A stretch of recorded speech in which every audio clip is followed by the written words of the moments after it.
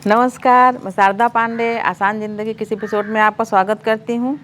जैसा कि बहुत ढेर सारे प्रश्न आ रहे हैं अभी इस समय, तो हमको लगा कि वीडियो बनाना ज़रूरी है। जैसे कि शुक्र अस्त होने वाला है। शुक्र अस्त होना अलग अलग जगहों पर अलग अलग चीज़ इसको बोलते हैं। तारा अस्त होना, सुकवा डूबना भी बोलते हैं। ये देहाती भाषा है, ठेठ। हम लोग के यहाँ बोलते हैं सुकवा डूब गया है। तो तारा डूबना, शुक्र अस्त होना, शुक्र लोप हो जाना, यानी जो शुक्र तारा दिखता है वो 2 महीने तक नहीं दिखेगा। और ये स्थिति साल में लगभग एक बार होता है। ऐसा तब होता है जब शुक्र और सूर्य के बीच मध्य में 10 अंश की यानी 10 अंश डिग्री रह जाता है, तब ऐसा होता है कि शुक्र अस्त माना जाता है। शुक्र एक बहुत ही कोमल ग्रह माना जाता है और सूर्य एक तेज तर्रार ग्रह माना जाता है। तो शुक्र के प्रभाव में आने से, यानी कि सूर्य और शुक्र के मध्य जो 10 अंश का अंतर होता है, तो इसमें शुक्र अस्त हो जाता है। इसी प्रकार से 2 ऐसे ग्रह हैं जो कि सूर्य के आसपास ही रहते हैं, जैसे बुध और शुक्र। ये सूर्य के लगभग नज़दीक ही रहते हैं, लेकिन काफ़ी नज़दीक आने के साथ ये अस्त हो जाते हैं। कुंडलियों में भी आप देखोगे कभी कभी कि जहाँ सूर्य रहता है उसके एक घर आगे या एक घर पीछे शुक्र और बुध रहते हैं, या कभी कभी साथ में भी हो जाते हैं। तो जब साथ में कुंडलियों में शुक्र रहते हैं सूर्य के, तो शुक्र अस्त माना जाता है। जब शुक्र अस्त होता है, यानी शुक्र को एक वैभवपूर्ण ग्रह माना जाता है। शुक्र को लक्ष्मी का स्थान भी दिया गया है। ये वही शुक्र हैं, दैत्यों के गुरु हैं शुक्राचार्य, और देवताओं के गुरु हैं देव गुरु बृहस्पति। इसी प्रकार से बृहस्पति के अस्त होने पर भी तमाम शुभ कार्य बंद होते हैं। जैसे कि शुक्र के अस्त होने पर सारे शुभ कार्य उस अवधि में बंद हो जाते हैं जिस दौरान शुक्र अस्त होता है। तो इस बार शुक्र अस्त हो रहा है 28 सितंबर बुधवार। 28 सितंबर 2022 बुधवार को रात्रि 11:50 पर शुक्र अस्त हो जाएगा, जो कि 2 महीनों तक अस्त रहेगा। शुक्र पूर्व दिशा में अस्त हो जाएगा, जो कि 2 महीने तक रहेगा। फिर 26 नवंबर को शुक्र पश्चिम में उदय होगा, जो कि दिन 12:08 पर पश्चिम में उदय हो जाएगा। और उसी समय से सारे शुभ और मांगलिक कार्य शुरू हो जाएंगे, जैसे विवाह, गौना, दोंग, यज्ञोपवीत यानी कि जनेऊ, मुंडन, अन्नप्राशन और जितने भी शुभ कार्य मांगलिक कार्य हैं, और वो सब शुरू हो जाएंगे। क्योंकि इस अवधि में चातुर्मास भी चल रहा है। चातुर्मास यानी जब 28 सितंबर से शुक्र अस्त हो जाएगा, इस अवधि में 4 नवंबर तक चातुर्मास का भी असर रहेगा, जिसमें कि देव उठनी एकादशी तक कोई भी शुभ कार्य नहीं होता है। वैसे भी शुभ कार्य चातुर्मास में नहीं होता, लेकिन जब शुक्र भी अस्त हो रहा है तो विशेषकर कोई भी शुभ कार्य नहीं होगा। लेकिन बहुत ऐसे भी शुभ कार्य हैं जो जैसे विवाह है, जैसे आपको मैं बताई कि विवाह गौना सब शुरू हो जाएगा। लेकिन गृह प्रवेश मुहूर्त, मुंडन मुहूर्त, सब ऐसे मुहूर्त हैं कि जो कि साल में बहुत कम महीनों में ही रहते हैं। इस अवधि में भी मुंडन मुहूर्त और गृह प्रवेश मुहूर्त कम ही रहते हैं, जैसे अन्नप्राशन और ये सब चीज़, नामकरण, ये सब मुहूर्त हो जाते हैं। और उसी प्रकार से यज्ञोपवीत यानी जो जनेऊ धारण करने का मुहूर्त होता है, ये 16 संस्कार में एक संस्कार है। जनेऊ धारण करना एक अलग संस्कार है और विवाह संस्कार एक अलग संस्कार है। जनेऊ धारण करना यानी बरुआ होना। जैसे पहले के उसमें जैसे छोटी बच्चियों का विवाह कर देते थे कन्यादान की वजह से, कि जो बच्ची है वो अशुद्ध अवस्था में ना आए, यानी 9 साल, 8 साल, 10 साल के अंतराल में विवाह कर देते, तो कन्यादान का फल प्राप्त होता है, ऐसे बूढ़े सयाने बोलते हैं। उसी प्रकार से बरुआ यानी बच्चों का जो 12 साल के अंदर ही बरुआ यानी जनेऊ धारण करा देते थे, और उनको सिखाते थे कि जनेऊ कैसे कैसे धारण किया जाता है, लघु शंका में कैसे दाएं कि बाएं, मतलब ये सब चीज़ इनको पवित्रता सिखाई जाती थी।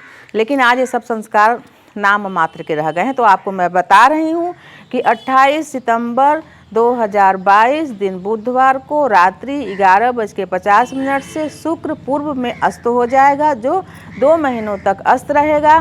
फिर 26 नवंबर 2022 को शुक्र उदय होगा पश्चिम में, जो दिन को 12:08 पर उदित होने के बाद सभी शुभ कार्य हो जाएंगे। तमाम माताओं का, बहनों का प्रश्न है जिनका विवाह इस साल हुआ है, वो हमसे पूछ रही हैं कि क्या वो करवा चौथ का व्रत या तमाम और सारे बहुत ऐसे व्रत हैं जो कि वो शुरू करना चाहती हैं, तो शुरू करें या नहीं। तो हमारा यही मानना है कि आप अभी शुक्र अस्त होने पर कोई भी व्रत शुरू ना करें। हाँ, जो आप व्रत कर रहे हैं उनको कंटिन्यू रख सकते हैं, उनको छोड़ना नहीं है। तो कोई भी व्रत, जैसे करवा चौथ का व्रत है, उसको शुरू नहीं कर सकते, प्रारंभ नहीं कर सकते हैं, बाकी पहले के व्रत आप कर सकते हैं। तो मैं आपको बता रही हूँ कि शुक्र अस्त होने पर ये सभी शुभ कार्य बंद हो जाते हैं।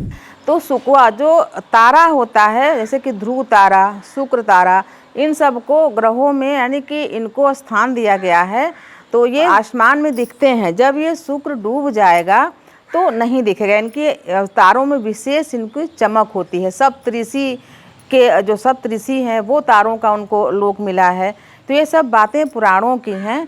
तो ऐसे में जो भी शुभ कार्य हैं, ऐसी मान्यता है कि तमाम ऐसे समय में, जैसे कि सूतक हो, पातक हो, पितर हो, शुक्र डूबा हो, गुरु अस्त हो, तो ऐसे में शुभ कार्य करना तो बहुत दूर की बात है, उनकी चर्चा उनको सोचना भी नहीं चाहिए।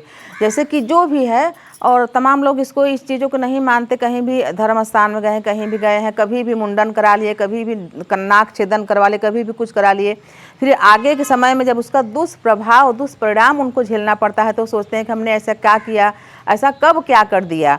हम तो भाई धर्म स्थान में गए थे, तो वहाँ गए तो झालर उतरवा लिए या नाक छेदन करवा लिए या कुछ करवा लिए, तो उसका दुष्प्रभाव आगामी समय में मिलता है। इसलिए आप लोगों को बीच बीच में अपने उपरोहित से, कुल पुरोहित से या बड़ों से इन धार्मिक चर्चाओं को करते रहना चाहिए। तो आपको खुद जब पता होगा तो आप अपने बच्चों को भी बताएंगे।